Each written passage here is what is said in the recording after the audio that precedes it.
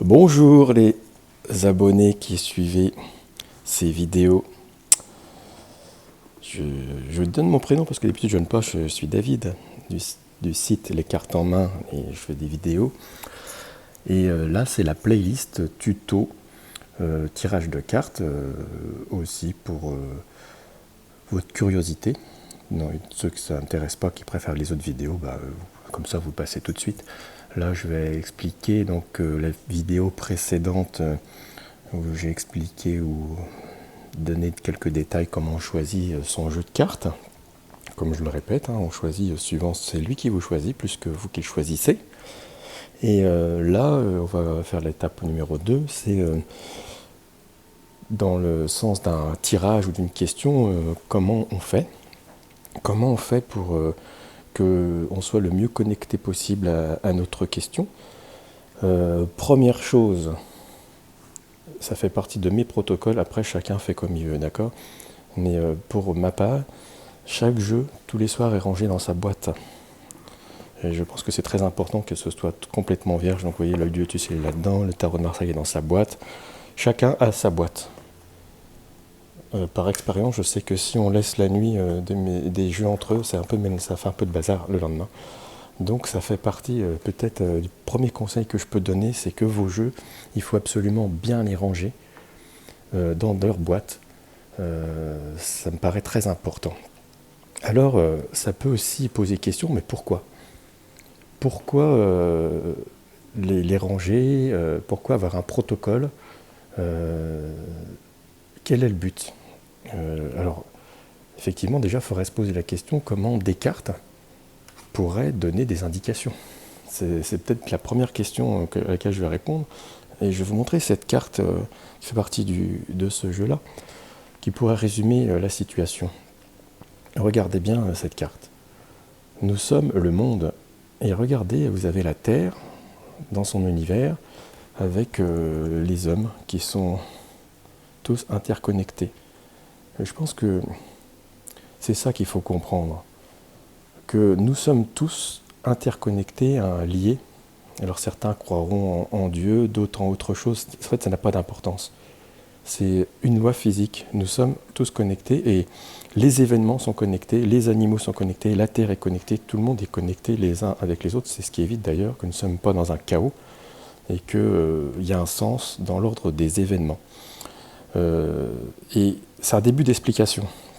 Parce que si cette personne-là décide quelque chose, cette personne-là l'entend sans le faire exprès. Et c'est ce qui fait qu'à un moment ou un autre, sur un projet commun, on peut se rencontrer. Ou autre chose, peu importe. Et on se sert des cartes pour capter ces messages, des intentions diverses. Là, ces derniers temps, vous avez vu, on a fait des vidéos sur les élections, sur l'Ukraine et tout, et j'avais un message aujourd'hui parce qu'il y a un bateau russe qui vient d'être coulé, et quelqu'un m'envoie un message pour me dire mais comment c'est possible que quelques jours avant, j'ai parlé d'un bateau russe qui pourrait être coulé? Mais c'est parce que c'était déjà dans cet ordre, c'est-à-dire que dans cet univers-là, suivant les événements, c'était déjà prévu, c'est-à-dire que des Ukrainiens avaient déjà prévu de torpiller ce bateau, et c'était déjà dans le sens, et donc ça apparaissait. Bien sûr, c'est un événement qui aurait pu ne pas arriver, mais comme il était déjà bien avancé, avec des intentions fermes, et que je me suis rendu disponible pour capter ce message, je l'ai eu. Voilà. Donc, c'est important, pour capter des messages clairs, d'avoir un protocole clair. Mon protocole, après vous ferez comme vous voudrez, mais je vous donne des pistes afin que vous puissiez augmenter les chances d'avoir des choses claires. Déjà, les jeux, on les range dans leur boîte. C'est impératif.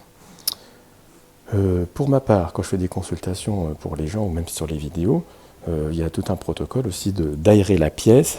Je sais, ça peut paraître lourd, mais ça me paraît extrêmement important de se laver les mains, d'avoir une table propre, surtout s'il y a un tirage juste avant, d'avoir un temps d'attente entre chaque tirage, parce que comme je fais des tirages privés, effectivement importants, ça dure, une consultation peut durer 45 minutes, voire un peu plus. Et souvent, on a des grands détails qui arrivent en fin de consultation parce que justement, on fait cette connexion au fur et à mesure. Au début, on a la personne, on n'a pas trop de détails, puis ça commence à arriver, et souvent on a les détails les plus importants sur la fin.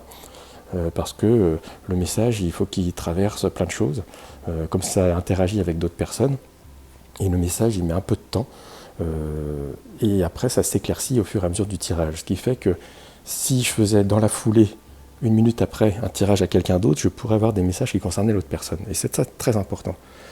C'est aussi pour dire que quand vous faites, alors si vous faites pour vous-même, chacun fait comme il veut, moi je sais que je ne peux pas faire de tirage pour moi-même, voilà. Il y en a qui arrivent, donc je ne donne aucun avis là-dessus. Vous pouvez faire des guidances, il y en a qui le font, qui se tirent la petite carte du jour. C'est intéressant peut-être, ça peut vous donner une situation. Après, je dis, il y a un problème de timing aussi, si vous le faites trop souvent, c'est pas très clair. Hop, on peut tirer une petite carte du jour, voilà. On peut tirer cette carte-là un matin. Si on fait une carte du jour qu'on n'a pas de questions, peut-être que ça nous posera les bases de la journée. J'allume une bougie, tout le temps. C'est pour purifier des énergies, pour le fait d'avoir un protocole. Alors après, j'oserais dire que chacun a son protocole, ce qui est important, c'est de l'avoir.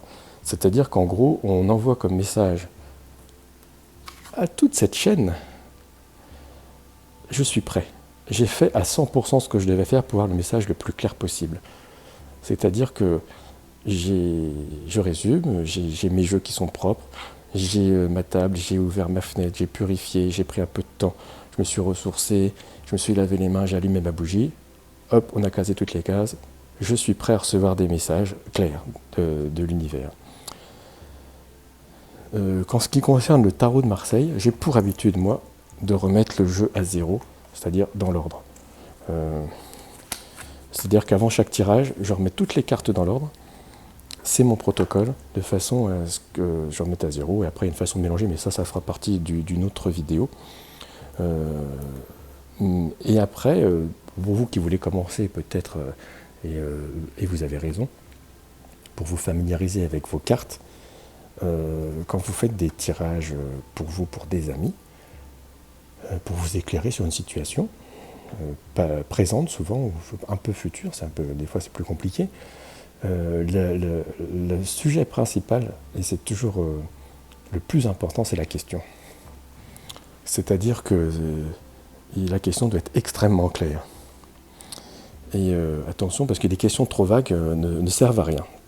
Et je vais aller jusqu'à la question aujourd'hui, c'est par exemple, quelqu'un pourrait poser comme question, j'ai des problèmes d'argent, est-ce que je vais avoir plus d'argent ? En fait, ça, c'est pas une question. Et ça, j'insiste, parce que par exemple, poser cette question à moi, je vous répondrai pas. Ou je vous répondrai oui. Il suffit que je vous envoie 1 centime ou 10 centimes, et puis vous êtes effectivement plus riche que le coup d'avant. Ça n'a pas de sens. C'est pas comme ça qu'il faut voir les choses, c'est pas comme ça qu'on s'adresse à l'univers. Il faut être plus fin.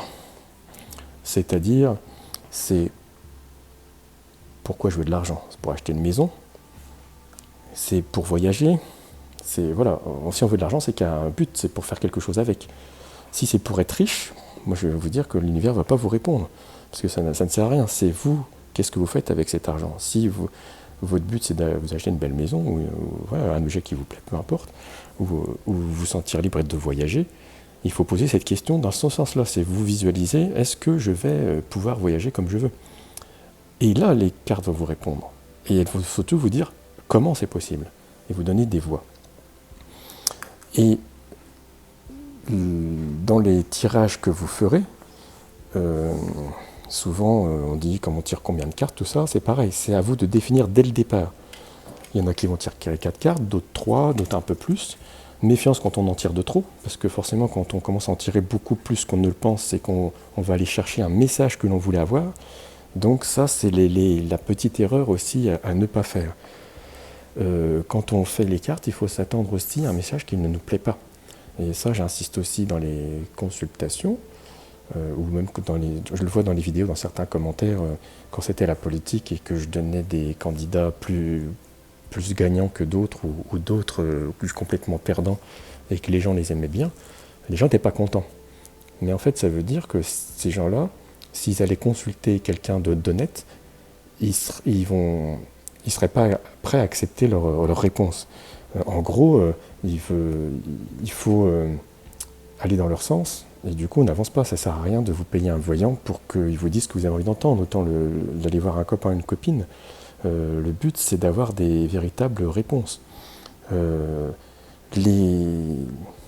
Quand vous posez votre question précise, l'univers va vous envoyer des messages précis, parfois codés, donc ce ne sera pas facile, mais ça on verra des vidéos, je ferai vidéo, peut-être même quasiment pour le tarot de Marseille, on prendra le temps de prendre une carte par une carte, et puis de voir après les interactions qu'elles peuvent avoir entre elles. Si vous avez posé une question, même une question, par exemple si vous faites un tirage du jour, ça peut être intéressant, on va essayer, tenez. Par exemple, vous avez des soucis au travail, vous dites c'est ce jeu-là qui m'intéresse aujourd'hui, vous voyez, vous prenez votre jeu, vous mélangez, et puis vous vous dites, dès le départ, donc ce jeu-là est en 2 parties, donc je retire une partie, parce que c'est une partie, il y a une partie guidance, une partie action, et je prends de la guidance. Et pendant que vous mélangez, vous vous concentrez, et vous dites par exemple, j'ai des soucis dans mon travail, j'ai un collègue qui m'embête, comment va se passer ma journée ? Est-ce qu'avec ce collègue, les relations vont s'améliorer ? Voilà, question plus précise, vous voyez, c'est important. Est-ce que ces relations avec ce collègue vont... Et vous dites, je tire une seule carte. Il va falloir accepter le message. Alors, peut-être que ça ne va rien dire, mais ça va me donner quand même une indication. Qu'avons-nous ici, au hasard ? Rancune, vous voyez.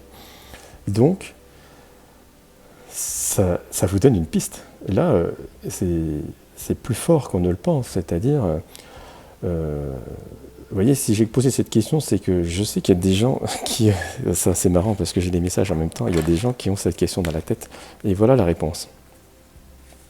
La réponse, c'est rancune. Voilà. On s'attarde sur quelque chose, vous voyez, donc après, vous dites qu'est-ce que ça veut dire ? Regardez cette carte. Elle a un numéro 20. Peut-être que le 20 veut dire quelque chose. On a des gens dos à dos, où on voit d'ailleurs qu'ils mettent la main sur le ventre, il y a des mots à l'intérieur, ça fait des angoisses, et c'est dû à des rancunes. Donc on peut rester dans cette position-là, mais on voit aussi que si on pose la question, on dit j'ai un collègue qui m'embête, machin et tout, on voit aussi que peut-être nous, on n'a pas fait tout ce qu'il fallait. Peut-être nous aussi, on prend les choses dans le mauvais sens. Donc peut-être, si chacun reste de son côté, ça va être la souffrance tout le temps, et peut-être il va falloir faire un pas en avant. On a des indices. Voilà à quoi peut servir une carte. Je vais arrêter cette petite vidéo là. Donc on a vu le protocole, on range nos jeux dans les boîtes, on fait ce qu'il faut et on pose une question précise. On verra donc à la prochaine vidéo quel genre de tirage on fait. Une carte, 2 cartes, 3 cartes, suivant les questions que l'on pose. Écoutez, si ces vidéos de formation vous intéressent, vous mettez des commentaires. Peut-être des nouvelles personnes arrivent sur ces vidéos.